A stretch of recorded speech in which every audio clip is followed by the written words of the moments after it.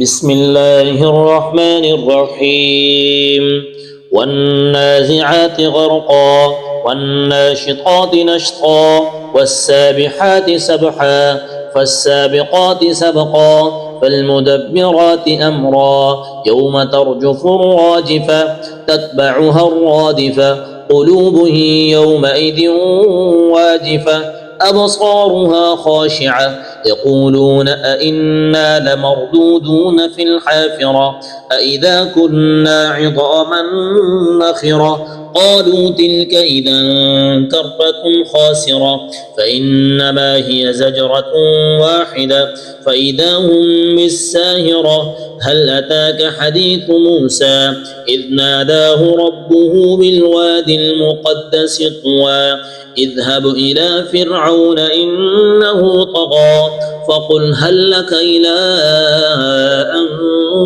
تزكى وأهديك إلى ربك فتخشى فأراه الآية الكبرى فكذب وعصى ثم أدبر يسعى فحشر فنادى فقال أنا ربكم الأعلى فأخذه الله نكال الآخرة والأولى إن في ذلك لعبرة لمن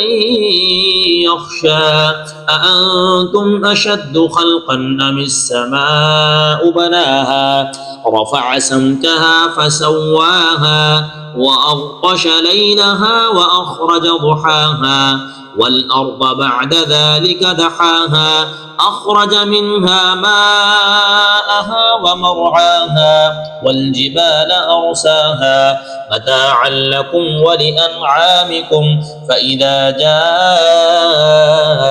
الطامة الكبرى يوم يتذكر الإنسان ما سعى وبرزت الجحيم لمن يرى فأما من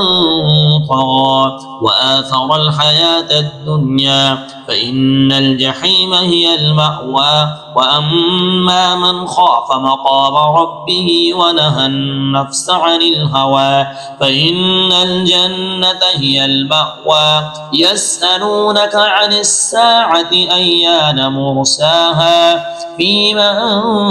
أنت من ذكراها إلى ربك منتهاها إنما أنت منذر من